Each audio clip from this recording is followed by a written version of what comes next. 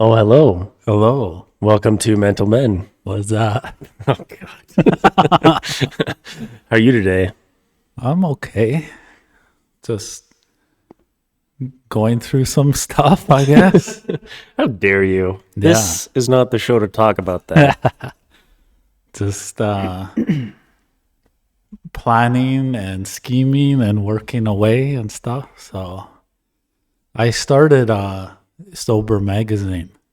Oh, really? Yeah. So Oh. I registered it as a non-profit Mm-hmm. and I trademarked the name.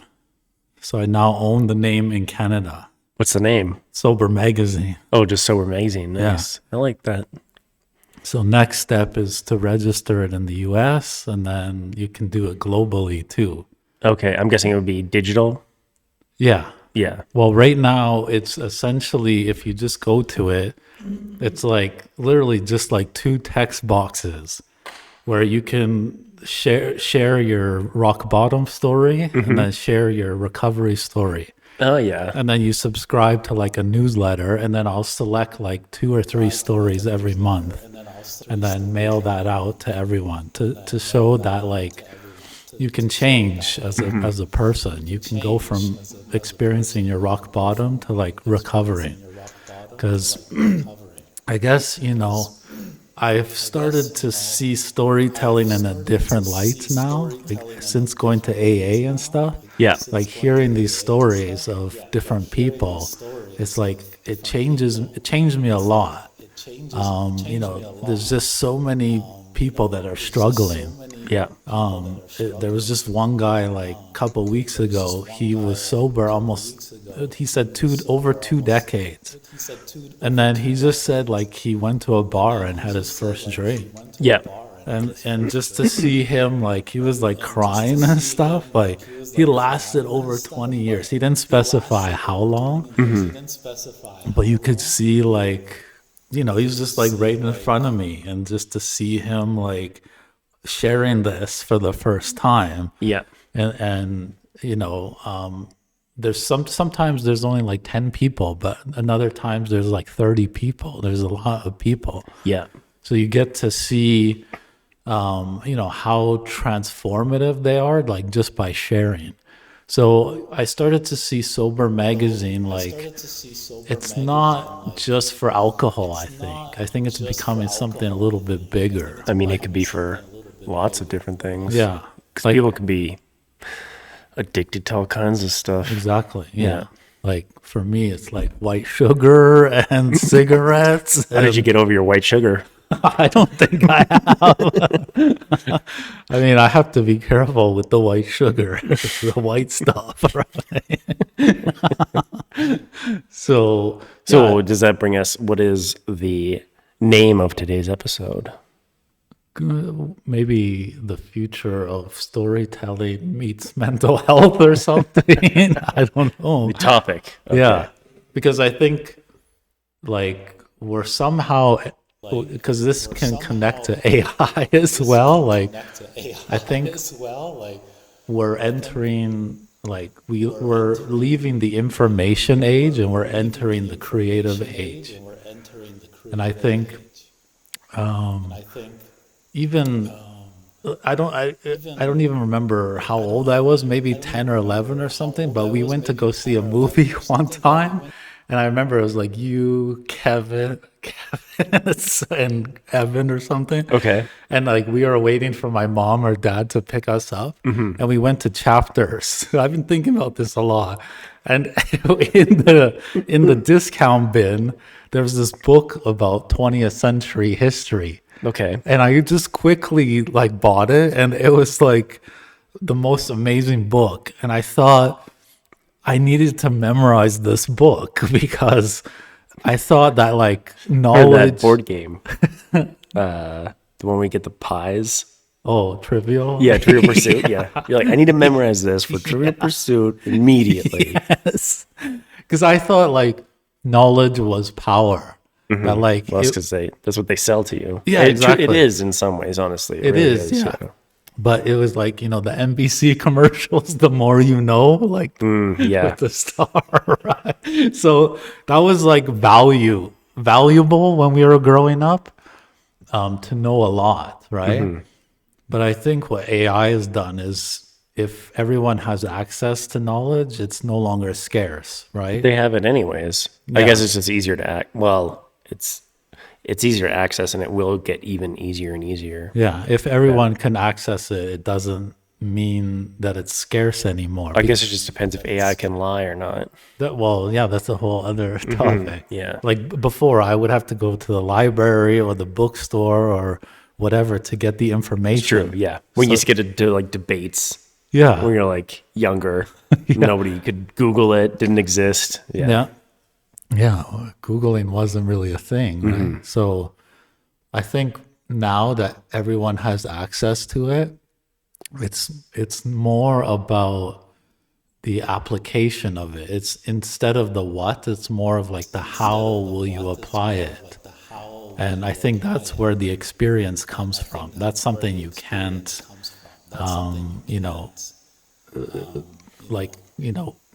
duplicate. That's the word.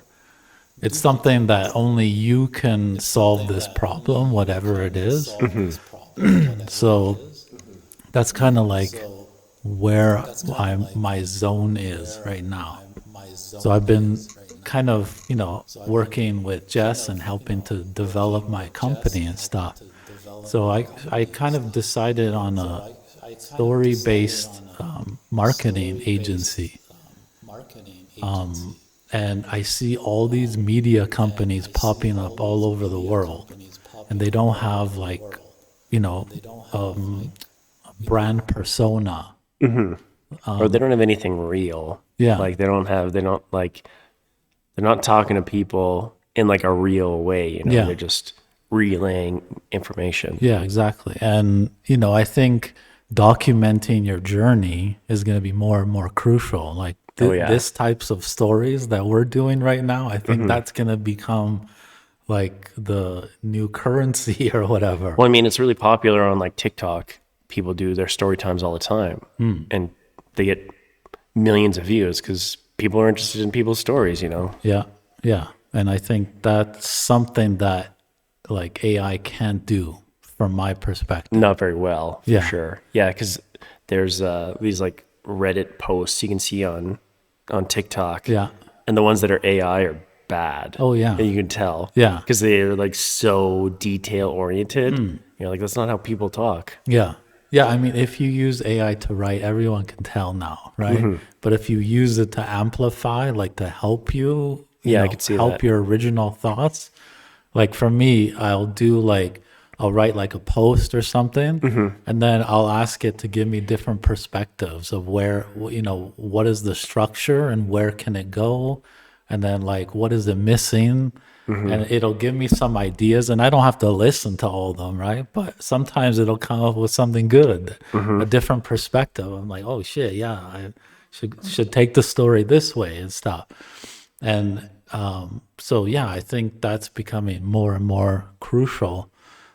So that's kind of like what Fat Monk is based on. Like I want to release Sober Magazine first, and then Mental Men. That'll be the next kind of thing. The mental conglomerate, the mental oligarch. Yeah. I guess it's become like that, like in a way. Like it's just all around stories, and I think back to like, building something that's based on your values. And I think that's going to become more crucial to stand out. Yeah. So that's just, I don't know. I've been developing that a lot in the past few weeks. Yeah. So that's why, in San Francisco, I can meet all these new media companies that are popping up everywhere. And, help them find their voice and write their content too. I do like ghostwriting for them as well. So yeah, I'm excited for the future. Yeah. Are you download the Poop app before you go, or What's that? the one where you can track where Oh, human feces yeah. is? I didn't get that one yet. Yeah. But I don't know. What do you think? What do you think about the future? Well, I think that's actually pretty awesome because so many times you'll hear like somebody's bad story, but you don't get the recovery part, or you don't get like, is your life any better now, or are you just in hell, you know? And then I like the idea of the 2 boxes too, if that was even online or something, because then people could write their rock bottom, but their recovery isn't there yet, but they want to fill it one day, you know? Yeah. Yeah, I was thinking it's like clean mind, clean body, clean heart. Like something like that. It's like the whatever slogan or something. Yeah. But yeah, it's more about like giving up something. Like sacrifice something to get something else. Because that's when you change, right? Is when you sacrifice something that you don't need anymore. Something that's not bringing you, or at least holding you back, right? It's not bringing you happiness anymore. It's like a part of you that's like for me, alcohol, right? Like you got to give that up, and you got to give up. Well, you're talking about when you change in a positive way. There's definitely ways you change in negative ways. Oh yeah, yeah. Well, this is more of a positive focus. Well, no, I want some negativity. Yeah, I want to drown in it. yeah. So I don't know what it's gonna become, but right now it's just a simple newsletter. So Yeah, I it like could it. be a magazine in the future. I registered that because when you trademark, you can choose like 10,000 different subtopics about what it is. So you can do a podcast, you can register it as that, or a newsletter, or a actual magazine. Yeah. So it could be, because making these magazines now has become so easy. Like they have all these AI apps and stuff now. Oh, yeah. You can just build your own PDF pretty easily. Yeah. It'll be like, people's stories that, can transform or inspire people. Yeah. So that's something I want to do for like the next 20 years. But it's just very like minimal work right now. It's Yeah, for literally sure. like a newsletter every month that all I'm doing is just selecting the stories that I get. But I haven't promoted it at all. This is like the first time I'm actually, verbalizing it. But Yeah. I've like really taken steps to like set up the, the trademarks and all that stuff was new to me, right? So Yeah. I think we can do that with this podcast as well. Like, Do you find when you're at AA, hearing these stories helps you? yeah. Yeah, there was one woman. I didn't go on Saturday. I decided because I did like 4 weeks in a row. I think it was a lot, so I took this Saturday off. But the last Saturday before then, there was this one person who, wow, like her story is just like pretty insane. And I think she was like a regular, but hadn't shown up for a while. Okay. Yeah. And she became sober when she was 21. And I think she was like in her late 30s, like 38 or something. But she still struggled a lot. And she said she has a son with some mental disability. And she got divorced at like 27. So she had to take care of the son alone.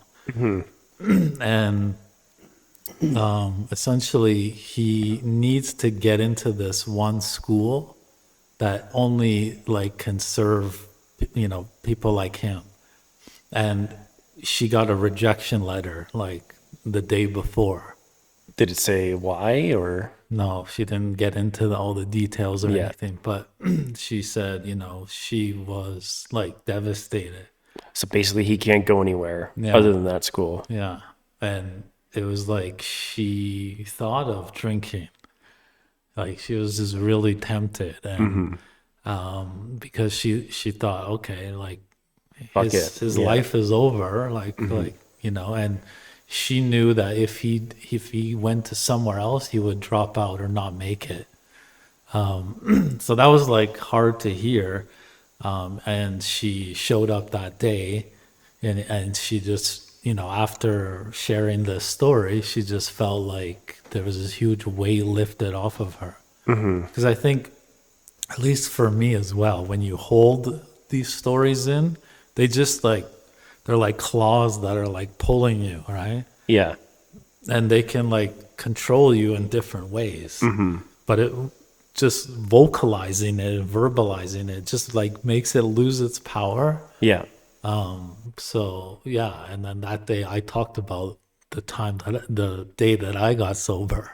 So that was pretty intense for people because but that story is like it's literally I don't know, did I say it? I think you did, but I don't remember. Refresh my memory. Yeah, it was just a simple I think it was a Friday and all I was doing was biking home. Yeah, I remember you saying you would always drink a bottle of whiskey after you got home. Well, that was at that time it was wine. Oh, okay. Yeah, the whiskey one was more after my divorce. yeah. So I was used to some red wine, I guess. Mm-hmm. Yeah. And I was listening to a Joe Rogan, Dakota Meyer podcast. And Dakota Meyer was a sniper in Afghanistan. Okay. And he was in this firefight where he lost his whole team. It was only him that survived. And he was like in the desert for like 10 days or something, 7, 8 days, and was like basically on death's door. Yeah. Like he said he couldn't find any water or anything. And he got ambushed by like 3 or 4 Taliban. And he ended up getting into like hand-to-hand combat with them and like smashed a rock over their head and stuff, like over one of them. And like that like haunted him when he returned home. Like he could just see the image of that smashing that rock over this guy and like just destroying his face. And he was considered a hero. I think like Obama gave him the Purple Heart or whatever, one of those like Yeah, Purple Heart. yeah, one of those, it's like you're considered a hero. Yeah. And he said like he just didn't feel like he was a hero. He just felt like he was struggling. Yeah. So he just started drinking and just getting on this self-destructive, like, hamster wheel, I guess you call it. And it just got so bad, like the nightmares, and he didn't really talk to anyone because everyone thinks, bro, you're a hero. Like, what do you have to worry about? So he decided one day that like he was gonna kill himself with a gun. So he went to like his backyard and practiced and kind of like prepared. And then he cleaned the gun that night. And the next day he decided, okay, this is it. He loaded the chamber and pointed it, and when he pressed the trigger, the gun jammed. And he said, like, in that moment, like, God stopped the bullet for him. Like, there was some kind of, like, purpose or something. Like, he cleaned the gun. He's, like, a high-level gun expert. Knew everything about it. Yeah, like, who the fuck, like, what are the chances, right? And so he thought in that moment, like, that's his second chance. So I'm just listening to this, cycling home, and I just kind of, like, I thought like, okay, my wine, like the wine bottle is like my gun, essentially. And like every time I'm pulling the cork, that's like a bullet. Yeah. It's like you're just getting, another step closer to death, right? And so I just told Jess, she was just cooking in the kitchen, and I just like broke down. And I said, like, I can't drink anymore. And like for her, it wasn't like a huge problem, but for me, it was just like life or death at that time. So yeah, that was the time that I stopped. So yeah, it was just like when they heard that, I think some of them were like, Jesus, about the guy's story and stuff. Yeah. And I think some of them, they think I'm like so innocent. Like they're just like, and when I started telling my friends, they also thought, like, what do you mean? Like, because I just hid it so well. Yeah. And I think I just learned how to avoid things and hide things so well. Maybe from my mom, she hid her pain a lot, right? Yeah. So, yeah, I just kind of had to unlearn those things. And then just kind of like really let go of some of them. Like some of these traumas that I had kind of experienced, and like yeah, just some things that didn't work out the way that I wanted them to, right? Yeah. And maybe I got a little too on a negative downturn because of that. Yeah, so there's just, some things that I hadn't dealt with. Like, for example, I remember I told you in episode 1 about this woman. Her name is Milai. Yeah.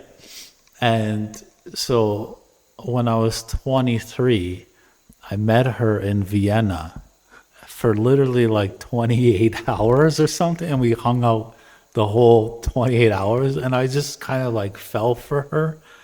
I was just so young and dumb. Like, I was 23. Like, But you were in love.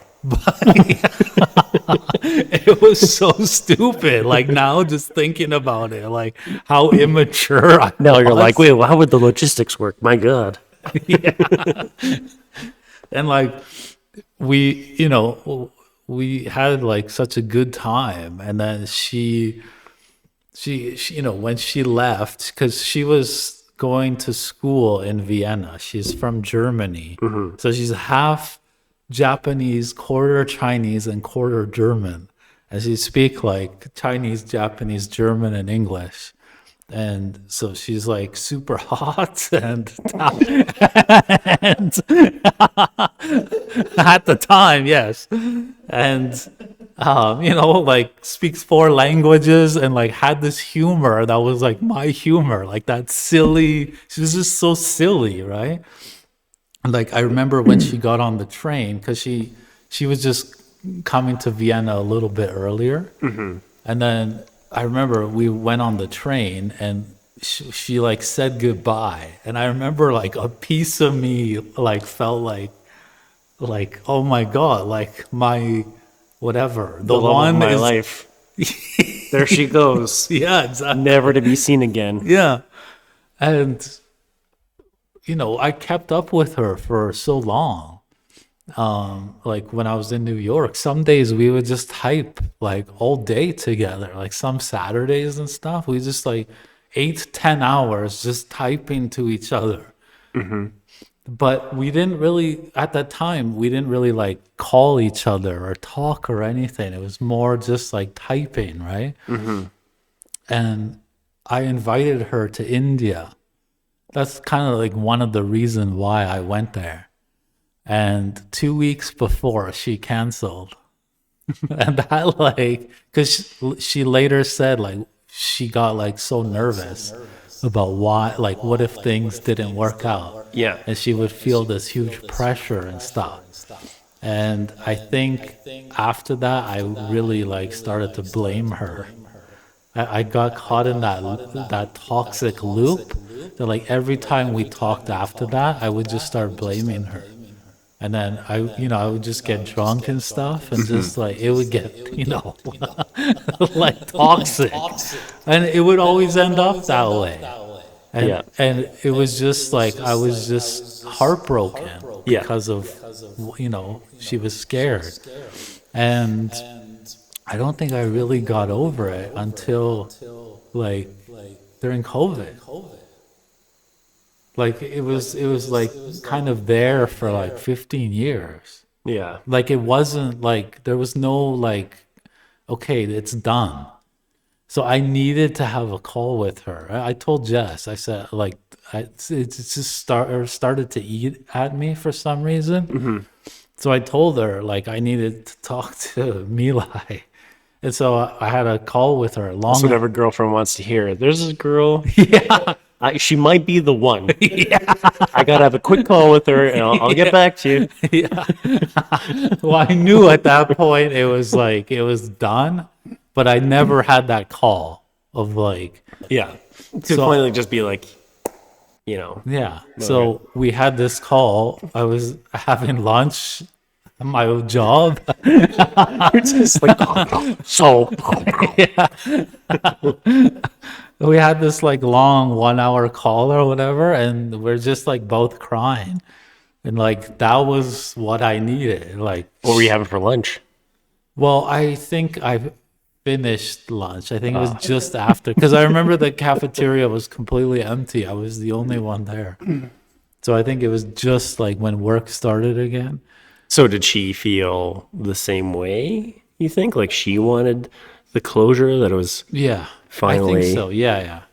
Because I was also like blaming her, right? And like sometimes we didn't talk for 2 years, and then I would just like message her out of nowhere and like be like, how are you? And then it would just end up in this toxic me blaming her. It could be in like She three must have, she sentences. couldn't wait for your text, just like, oh, here it comes.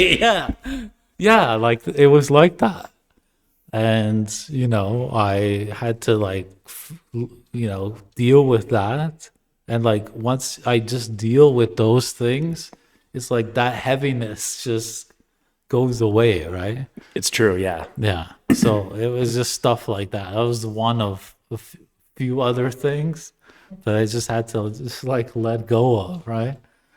So yeah, that's why like sharing that, like whatever you're holding on to, is like it just loses its power once you verbalize it. Yeah. And it's shameful like telling this. Like it's not, I wish I would have dealt with it when I was 23, right? But Yeah. I was also like so immature, like I didn't know how to handle any of this stuff. Or if you could go back almost more like clear-headed and been like, when she canceled on India, if you could have just been like, well, she's not the one. Yeah. That's it. If she was the one, she wouldn't have canceled. She would have Yeah. moved heaven and earth to make that trip work. Yeah, because I was a drama queen. And I didn't know, like, I didn't have that, like, ability to talk about something. I thought I'd just really hide it, sweep it under. Oh, yeah. That's what I, like, grew up knowing. I think that's what most people do, honestly. It's hard to talk about, It is. especially when it's like, it's something that's big to you, but it's really not that big in the grand scheme of things. You know Yeah. what I mean? Yeah. But it eats you. Yeah. Or if It's- it's something going on at work and it's like eating you, but you're like, I can't tell my wife because it's stupid. It's a work thing, but it's killing me right now, and it's in my head. Yeah. But if I tell her, I don't know. It's more just sometimes it's easier to not talk about your stressors, so it's not everywhere in your life. It's like this one stressor is in my work, even though it's eating at me now. If I tell other people about it, then maybe they'll ask me about it, or they want to talk about it. It's like, but I don't want to talk about it. Yeah. Yeah. Yeah, there's a lot of games, right? Yeah. But it can seem like a storm in your mind, right? But then when you kind of let it go, it's like the ocean is like Oh yeah. normal, right? So it's just like, I don't know, some things that, especially when you delay it, like when you actually, you think that you sweep it under the carpet, it's gone, but it's just the storm gets bigger. And it's just like that's when the patterns start to form, Yeah. like the habits, right? Because it's really like a loop. It's a circle that you get in. And I can see it in people now. It's so simple now. Like when I see some people just caught up in it, I'm like, oh, it's just, I get it now. Do you find that I feel like I see it a lot right now? People who are like our age or like older or maybe like just a little bit younger, they're so angry and they like approach everything with anger. Yeah. Like everything is a complaint all the time. Yes. Like, and it's just that's how they tell every story. That's how they approach everything. Yes. And you're just like, can we just like stop? Can we just like the thing you're talking about is nonsense. Like, and you could spin it, because I find a lot of people, just because I talk about my kids a lot, right? And people have like teenagers, and they'll be like, oh yeah, well, teenagers are terrible, all this. Where it's like, well, you can spin that and be like, well, do you have a good relationship with them for one part? But it's just like, oh, my kids are happy, healthy, doing good in school, or trying to figure out what they're trying to do in life. I'm trying to guide them a little bit. You can, You can spin everything to be just slightly different. Not everything has to be like perfect hunky dory, everybody's happy. Yeah. But not everything has to be like anger. You know? Yeah. It's like you can complain about something and not have it be so like mind-numbingly negative. I don't know how to describe it exactly. It's because they're traumatized, right? Like something got them where they see the world as like a battlefield or like, you know, it's a place of destruction or like, you know, it's scary to them. Like, Yeah. it's always like, I'm one and there's 8 billion. And so I'm like fighting against that, right? Yeah. Instead of seeing like you're together, you're integrated Yeah. into them, you're like outside of that. And I think that's where the problems come in. It's like you become like so passive because I was passive for so long. Like I really didn't take action for a lot of things because I thought that, you know, that I was okay. But really it's just like when those things eat you up, like you just it's like a force that holds you back somehow. And then when you kind of deal with it, you become more active in your life and taking, you know, certain things as like, it doesn't hit you as hard anymore because you Yeah. see it for what it is. It's like, you know, you get some darts here and there, like, okay, someone cuts you off, whatever. Yeah. But you can let it go a lot easier because you've dealt with bigger things. You've been through bigger storms, right? So, It's like in my job when I first started, I took so many things like so personally, and then it took a lot of time, but it was just like, oh, like this is stupid. This doesn't really affect me, and they're gonna forget me anyways that I ever even existed and this fight ever existed. yeah. You know? Yeah. I mean, right now I'm posting almost every day on LinkedIn and like things don't work out sometimes. And like you just fail publicly, right? But the way that I see it is like a comedian going to a club, like working out their material. Like you just got to bomb. Like that's just part of the process, Yeah. right? And like being through the creative process so many times, I just see it as a roller coaster now. Yeah. Like, you know, there are times when you start something where you're like, oh fuck, this is amazing, right? Like this idea, no one's ever done it, it's genius, whatever. And then you get to a certain point where you're like, what the fuck is this? Like, what does this mean? Like, what does it mean to me? And you start questioning everything. But then those ideas where you can find out what it means to you, those are the ones that I stuck with. Yeah. And then that's when it becomes like more authentic or personal. Yeah. And then that's part of the roller coaster, right? So I just see failure as like failure is the journey, really. Like there's no time where you're ever like, yeah, it's almost like in AA. Some of them talk about when you get to step 12, What's step 12? it's like you're like you kind of like finished all the I thought there was only 10. I didn't know. no, there's 12. Yeah. And Step 12, enlightenment. yeah, like You're now AA omniscient, enlightenment, the drunk enlightenment. Yeah. It's kind of like your mission is only just beginning, really. So that's kind of like, you know, you reach the mountain peak and you realize that it's like you have more work to do. Like it's Yeah, like a lifetime. always. Yeah. I've heard of like people who are like dry drunks and stuff like that. Yeah. Yeah. And that's So- what happens. You get back into your exact same way of thinking, but you're just not drinking now. Yeah. Yeah. Yeah, so it's a lifelong process. So I just see that journey now as like it has its ups and downs.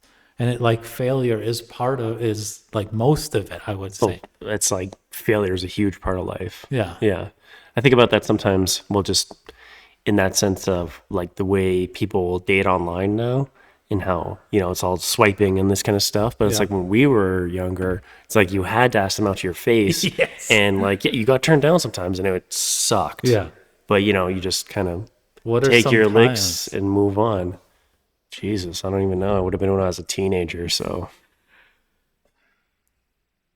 I remember there.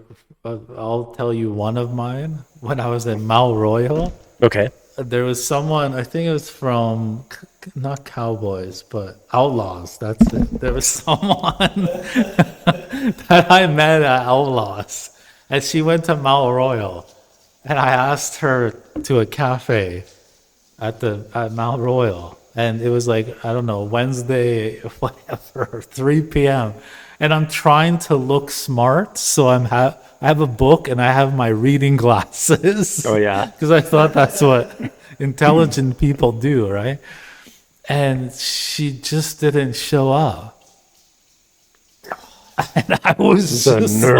like devastated. She could have been, but just like being stood up, like that was the first time I was ever like really stood up. You know, I was what, 18? And it's like a dagger, right? Yeah. But you don't have to experience that anymore. Like, Yeah, it's maybe like in like a microcosm. it's Yeah. like it doesn't affect you the way, Yeah. like, okay, someone doesn't reply to your message next. Like, I think it's just you don't learn how to talk to people either as well, and yeah, yeah, it becomes very surfacey now. Yeah. Right. Like, it's all based on these profile photos that we all know that they can be exaggerated. Like, yeah, you meet them in person, you're like, this isn't the photo. Like, so it's like that, right? But when you meet the person face to face already in the bar or whatever, it's like you know who they are a little bit. Like Yeah. you can feel the connection, right? you can see how it would be beneficial, but it's turned out to not be that. Yeah. Yeah, Like there was one girl that I dated when I was 19 in University of Manitoba. And I was so drunk that night, and I asked her out the next day, and she came and she turned the corner, and I was like, "Is that the same woman? Like, did I have beer goggles on?" And she was like I don't know, maybe like 20 pounds heavier than I remembered. Jeez, you're like, well, no, I can't have that. No, no, no. I have an image to obtain to. That was just a surprise. But I did end up dating her for Oh, about thank God. 2.5 months Oh, before they're going to say years. I was just like, what? I left Winnipeg. So yeah, I left after that. So we had to end the relationship. But it was a good 2.5 months, and she was a nice girl. She's got a kid now. I see on Facebook sometimes, just living her life. But As one does. Yeah. but yeah, good times. But like, yeah, we don't have to experience those. I think I asked girls out in like junior high or something, because I can't even think of any rejections I had like past then, because I just stopped trying because I was like, I don't want the rejection. What? Why is it just too painful, or? Yeah, exactly. And like I've always struggled with like vanity my whole life and all that, and it was like such a like hit. So yeah. So why do you think you couldn't take the rejection? I don't know.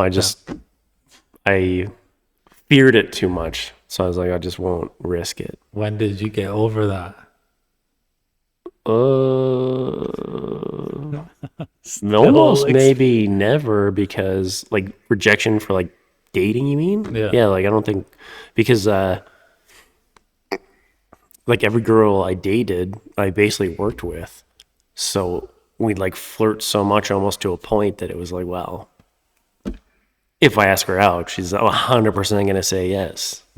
Yeah. And then when you got rejected, was it weird at work? We would just, never like rejected, but after we'd break up or something like that. Yeah, it was weird at work. Yeah, you shouldn't date people you work with. It's not a good situation if you break up. If you're together, it's great. And so when you hear that at the workplace, is it just like, what do you feel? Just like pain when you hear those stories that she's going out with these other guys and stuff? Oh, I didn't even. No, You didn't care. no, I didn't care after we were broken up. So it was just weird when you saw her. Like, Exactly. hey, Yeah. Yeah. yeah. Interesting. What about you, Brandon? How did you handle any rejection, any big rejections that you had? I didn't get rejected. No, I don't know. I didn't ask out a lot of girls either. Why is that? I was too scared. I mean, I had no self-confidence back then. I was always a bigger guy, right? So I was just like, oh, they're not going to be interested. How did that affect your self-confidence? Being a bigger guy? Well, I mean, you look at a lot of the guys that like most girls date, they're not bigger guys. You don't see that a lot. At least the girls I was into, you always see them with skinny guys with muscles or whatever. But Yeah. it never bothered me though. Like I'd never go home and Ruminate. like listen to sad songs. It wouldn't ruin anything for me. It'd be like whatever. But online dating helped me a lot. But I agree there was a lot of you take that personal aspect out of it. And I mean, I'd go on dates with girls and who I met online, and it'd be great. Like I'm like, oh, that was an awesome date. They tell me it's like, oh, it was great. And it's like we go on another date. It's like, oh, this is awesome. And then she would just stop replying, like ghost me. And I'm like, okay, what did I miss? Like where's why did I feel a connection? Why didn't you? So I'd always question that. But What do you think it was? The I don't know. smell. I always think I'm like, I always I thought, gotta like- stop going to the gym and then going on a date. yeah. Yeah. I always thought like maybe I came on too strong, or whatever. I don't know. I never lost sleep really over it. Did you fall in love easy? Oh yeah, I always did. Me too. Yeah, yeah. But that was when I was young, Yeah. like Early 20s and stuff. early yeah, 20s. You I know, did the same. Yeah. this first girl who likes me, she kissed me. It's like, Yeah. then it's like, oh, I love her. It's like, no, no, you don't. Oh, yeah, it's like my first two girlfriends. Oh, I should have broken up with them freaking months before it ended. But I was, love struck or whatever. Thought I was in love with them. Where do you think we learned that stuff? From movies? For me, it was movies. Probably, Well, we were so good with the ladies back in the day. I mean, our nights at the club, drinking in the corner, oh yeah, bobbing our head. all boys table. Yeah, Let's all do boys it. table. Yeah. We had falling in love with the shot girl. It's like, oh, she likes me. She gave me a free shot. Yeah. Let's spend $200 on her, boys. Yeah. Yeah. So, I don't know. Rejection, I got over pretty quick. I never liked it, but it didn't affect me too deeply, I guess. I was very much. Did you ever ask one of those girls after, why did you ghost me? No, because they ghosted me. Well, maybe they'd reply to that. I mean, I would send her messages, but then it's like, how many messages should I send before I'm True. the creep being like, hey, hey, hey? Yeah. Were they angry messages? No, I never got angry at people. I guess that was just me. No. Excuse me, who do you think you are? Yeah. The angriest I think I ever got is I went on a date with a girl and we went back to her house. We just hung out. Nothing happened. And then I got in my car. I was like, okay, and bye. It's nice to see you. And then I got in the car and I was just starting my car and she texted me. She's like, yeah, I don't think this is going to work. So I was like, I texted her. I was like, you fucking couldn't have told me that 2 seconds ago that I just saw you. You literally had to text me because you're too scared. Like that pissed sounded me off. angry. Yeah, that's why I said that's the most angry I've ever gotten. You're like, fucking.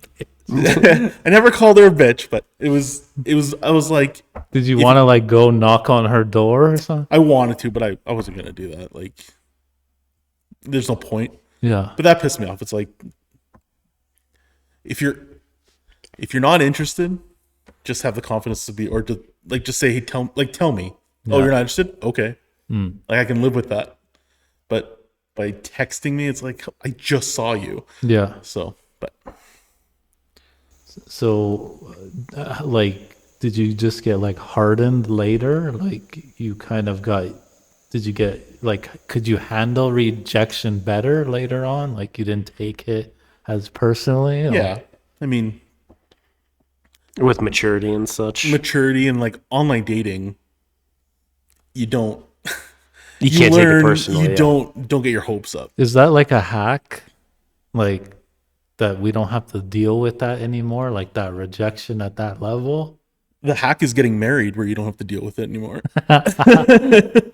I mean, the online dating thing, the swiping, it's like it hacks. Yeah, that's just it really is just a way to get laid. Most people just, that's what they use it for. Yeah. But like I always tell my wife, like if anything ever happened, say we split up or what, God forbid, like she dies or whatever, like I don't know what I do. I don't want to get back into the dating part like ever again. Like it was awful. Yeah. And I tell her, I'm like, I would probably just die alone. And she was like, well, don't do that. Like, I want you to meet somebody. And I'm like, I don't want to meet anybody else. Like, it wasn't fun. As much as I loved meeting my wife, the whole process was awful. Yeah. It's tough to deal with that shit. Yeah, I don't think I'd never seek it out anyways. Yeah. I'd just be like, if something happened, but I'd be like, I'm done. Well, I'm on my second, well, technically my third one. So, marriage. Congratulations. What are you collecting them? Yeah, Like, racking them up, baby. If I have a card, if I get 5, I get a free coffee. But yeah, when I went through my first divorce and then getting back out there was like, I thought I was done with China. Like I thought, I remember we went to a friend's place, all of us recently, like, I don't know, a few months ago. Someone's mom came to visit. You don't remember? No, I don't want to use the name. Oh, okay. Yeah, I'm just saying, like, Saying, I like, told, Remember we went to somebody's. yeah, and I told his mom that I actually never really wanted to go to China. Oh yeah. Like, I just kind of like, I thought I was going for like 2 or 3 months and then I was going to come back. And then we ended up getting married. And then it was just like, okay, this year we're going to move back to Canada. This year, so every year I thought we were going to move back. And then it just never happened. We're like, okay, let's give it another shot. Let's give it another shot. So then when I got divorced, that was when I was like, okay, I'm definitely moving back. Yeah. But then I met Jess after that. So it was just like, okay, let's do another stay. But after that, in those 2.5 months where I was like kind of living that Playboy life or whatever, Yeah. it was like, with the dating apps, just like no rejection. What felt so good compared to what we went through in our, or at least what I went through in my late or early 20s and Yeah. late teens. Like, it's so easy. Like, it's that hack, right? Like, you don't have to deal with that shit. So, yeah, that's, I guess the modern world doesn't want you to feel that rejection, or it's like, not in like, I do feel like people try to protect their emotions a lot more. Yeah. They try to not put themselves out there. That's for sure. but I think that's a way to use the app more and more, right? Is that you don't have to deal with those things, so you just keep swiping and you use it more and more. It's like they are hacking our instinct, like our biology, right? Yeah. So in saying that too, though, I'm happy that we weren't in school when all this online Yeah. stuff. Like, I know there's not like online dating for kids, but like yeah, the social media and stuff. Like, Oh, I couldn't imagine what it would be like going through all of this stuff with like trying to ask girls out and stuff, and like, yeah, I'm happy that porn wasn't as accessible. No joke. Like, yeah. I'm happy. I could see how that would, if you were a teenager, that would like fuck with you. yeah, and we can enjoy it way more now. Totally. Yeah. Yeah. My mind is clear. Yeah. But even like someone who, they have a sex tape of you and you're like, 15. But like if you're in Is like this another story time, Jordan? if you're in high school and suddenly a sex tape is released, and you're like humiliated, right? Like now. I mean, we didn't have to Jesus deal with Christ. it, but Yeah, well, I mean, that happens all the it does. time. It does, but it happens less because you can get charged with child porn. Yeah, but it's still like a I'm sure thing. it still is a thing, Yeah. but I think it happens a lot less. Remember, there was like all those kids. I think they were in Ontario or BC or something. Were charged. Okay, I don't know about that. Yeah. I'm just Yeah. talking about the accessibility of it. Yeah, they were they're sending the video around or something. They were like, girls would like send them pics or whatever, then they would and then share. they would share them Yeah. around. Yeah. And all the like cyberbullying shit. Like, Well, that's a whole topic for another day. Yeah. That's but just, connected to social media and recording everything, screenshot your chats and like having no privacy anymore. That would just fuck with me. I was like, I don't know if that's a good place to end it, but Well, I'm happy with it. We finished Mad Men oh yeah, on Sunday, and like in season 7, he says this one quote. He says, "Part of creativity is being comfortable in not knowing, in the space of silence and not knowing what's gonna happen next." So, yeah, we can just end it with silence. I like that. Yeah. So yeah, that was a good one, right? Yeah, Well, thank you for joining us. yeah. Thank you. We'll see you next time. Yeah. thanks everyone.